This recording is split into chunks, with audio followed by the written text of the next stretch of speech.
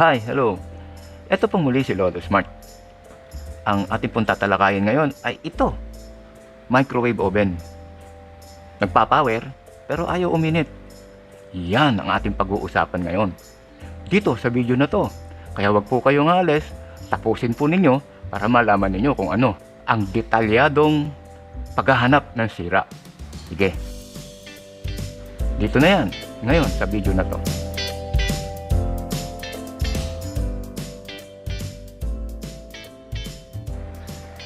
Testingin natin to. Papakita ko sa inyo. Ano po? Ipa-plug ko lang po. Ito. May huni pa. Ibig sabihin, power on. Gumagana yung fuse. Yung mainline fuse, power supply fuse, gumagana. Okay. Sana nakikita nyo to. May timer. Meron siyang ilaw.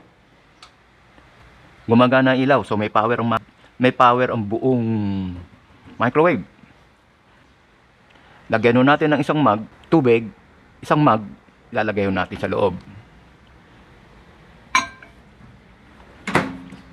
Ito, isang pindot, 30 seconds. Wait lang ho natin, no?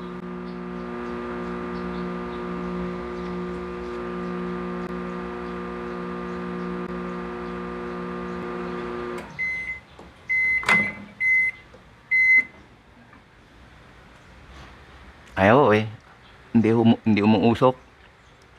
Malamig ho talaga. Tabi ko lang. Simulan na natin to. Bunot lang.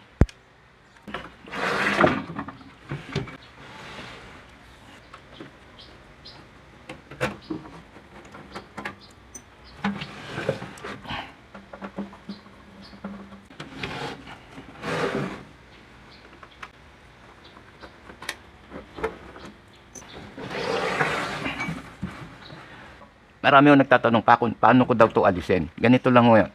Siyempre, aalisin mo yung mga tornilyo dito. Ano po? Pagkaalis, iaangat mo lang na ganito. Hahawakan mo to. Tapos hihilahin mo. Tapos. Di ba? Oh. Bago nyo hawakan ito, siguraduhin nyo yung hindi nakaplago. So, ilalayo ninyo dito sa plagan. At eto, pagliliwanag ko sa inyo. Kapag yung power line fuse dito 220 volts or 240 volts ay blown fuse, bumigay, wala pong ilaw, hindi po iikot yan, walang ugong. Since may ilaw yung testing natin kanina, umikot ito nung i-on ho, tapos maingay, so ibig sabihin gumagana ito, gumagana, may kuryente sa loob. So bakit hindi umiinit? Eto po yan. Ang susunod na testingin natin ay ito. Itong high voltage fuse. So, buksan natin. Ang pagbubukas po niyan, simple lang. Ayun. Ayan na.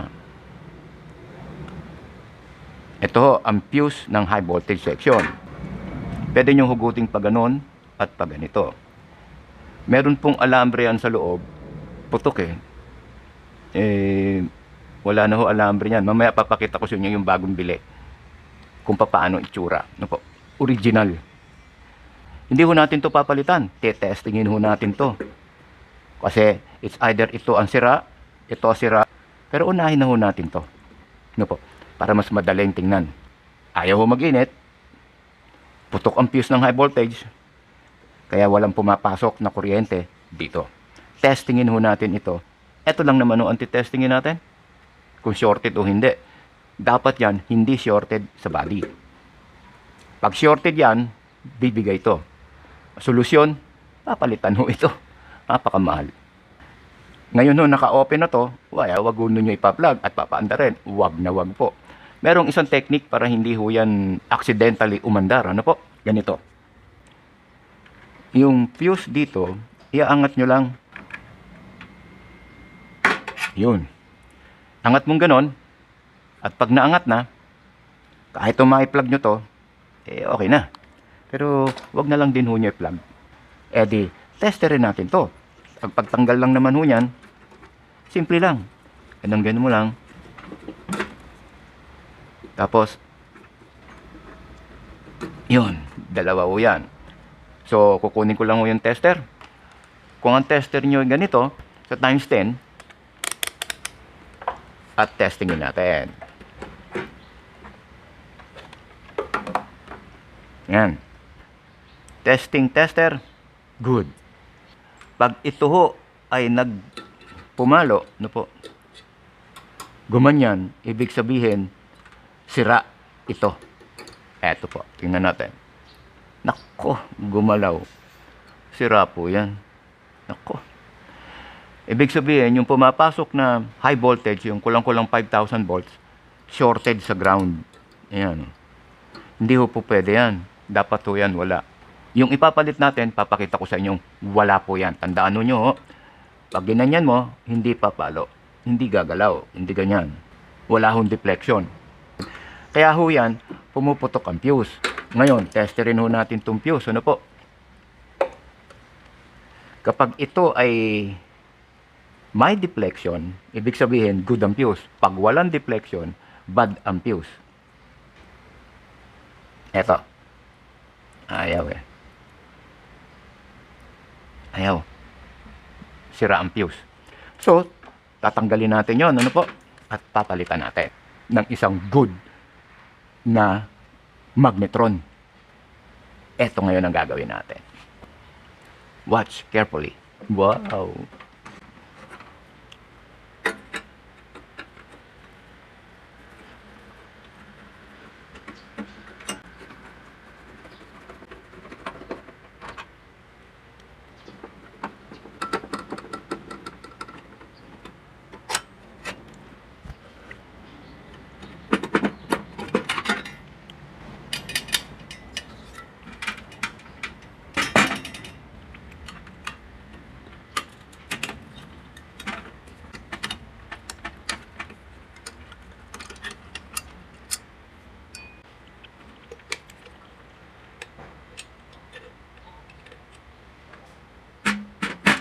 Testingin ho natin ulit ito, tsaka dito.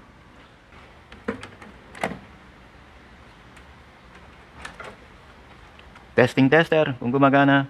Alright. Isang paa, dito sa katawan. Shorted pa rin. Kabila. Shorted din. Dapat to wala yan eh. Kabila wala. Okay, kunin ko lang yung ipapalit. Ano po?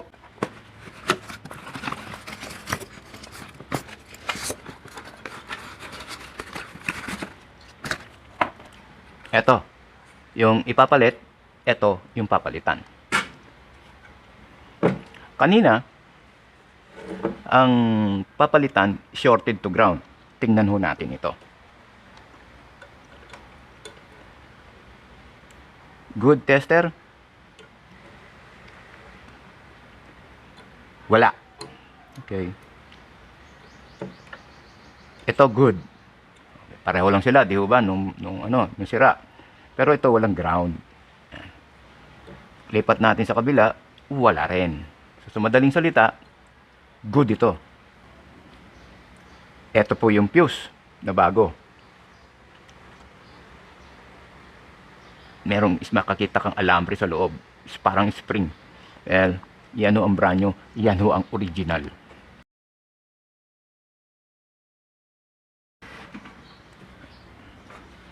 Kung paano nyo inalis, pag ganyan yan eh, nandito sa ibabaw to. So, eto ngayon, takip ho nito itong ilaw. Yung reflection nito, konti lang ang pumapasok dito. Mas marami dun sa loob. Kaya kailangan ho ito.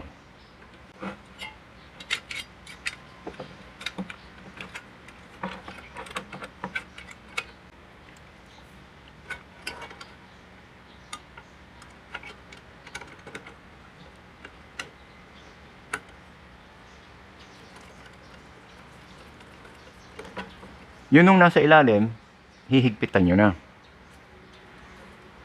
Kasi hindi na nyo na mahihigpit eh. Nandito yun. So, ngayon pa lang, higpitan mo na. Yan. Tapos, kakabit natin. Ito nga pala ho, may kakalsuhan to. Pagbabalik ninyo, meron hong kakalsuhan to. Pag-aaralan nyo to, itong side na to, tsaka yun. Ito, tsaka yun. kakalsuhan nun niya yun. So, swak dun yun. Ito, yung mga butas dito.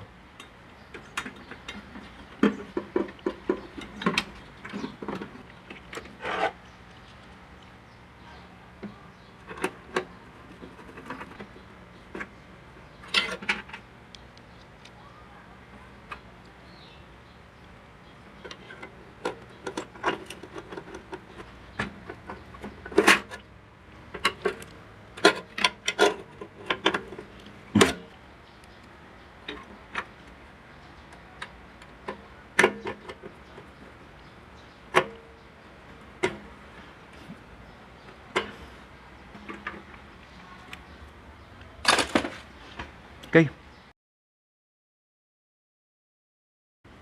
Ang pagkakabit naman po ng fuse, simple lang din. Eto. Papasok mong ganyan. Papasok mo rin sa kabila.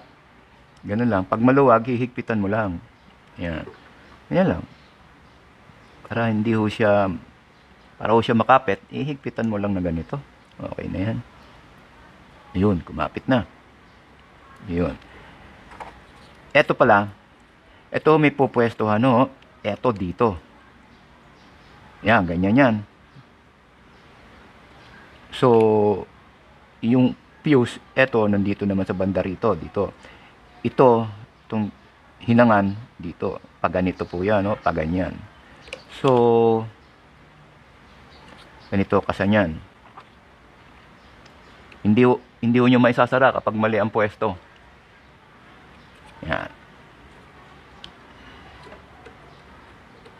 O, ayan, ang fuse. Testerin natin yung fuse. Uy! Testingin ho natin yung fuse kung gumagana o hindi. Pero gumagana ho yan. Buo yan eh. Well, anyway. Subok. Tester good. Fire. Good.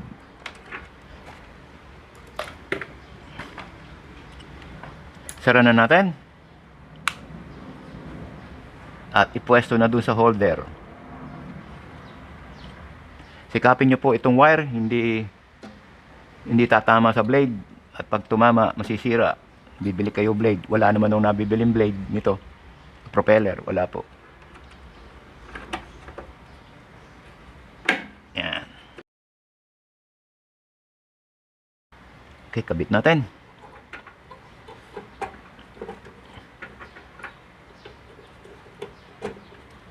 Ilulubog nyo ito talaga ho. Kasi wala kailangang nakalitaw na yung dalawang ganon na lata na pin. Ano po, wala hong makikitang, anong tawag nun? Walang clearance na makikita yung pin, yung bakal niya, para hindi tumalo ng kuryente dito.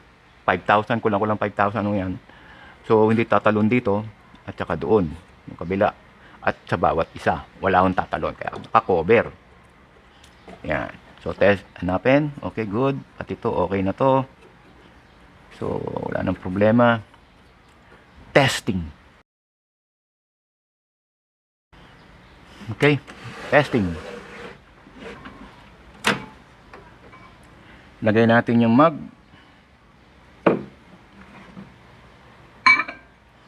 Sara natin. Ito palang fuse.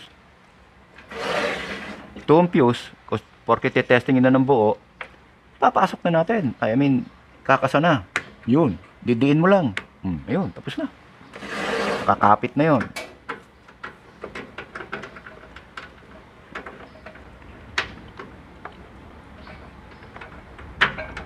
Tandaan po ninyo na pag plug mo, meron toot. Pag walang ganon, walang beep sound, may problema yung fuse. Yung nandito. Yun. Okay. So, sana nakikita nyo to. Ano po? Yan. Timer yan eh. Ito naman, 30 seconds lang allowed. I-on, papaanda rin, pero wala akong hawak dito. Ho. Ako mismo, ayaw kong humawak dito. Any portion, pag umaandar na. Baka ho, mapitlag ako. Wala ho. Delikado ho yun, no? Paalala ko lang. So, tingnan natin. Ano po? Fire. 30 seconds.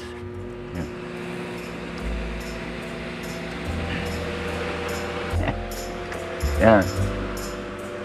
May ilaw. umiikot, maugong. So sa madaling salita, okay. Yan.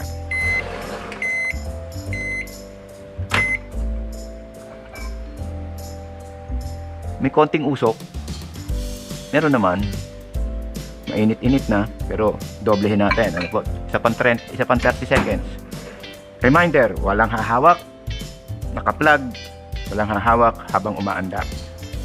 Dito lang ho tayo pwedeng humawak, pero dito hindi po pwede. Huwag na ho niyong hawakan. Ano po? Huwag niyo na akong gayahin. Go!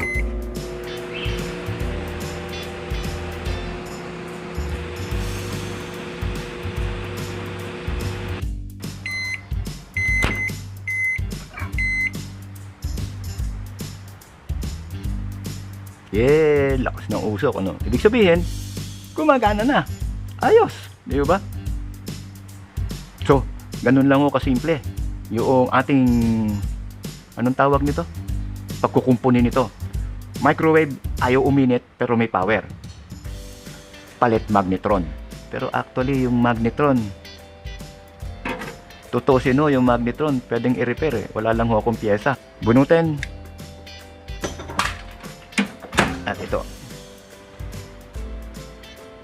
Siya nga pala, hinihimo ko po kayo kung bago lang kayo dito sa channel na to, Lolo Smart Tutorial, ano po, subscribe.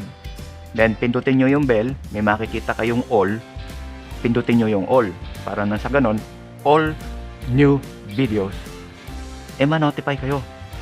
Actually, ang susunod natin, 3 ventilador eh, 2 siguro.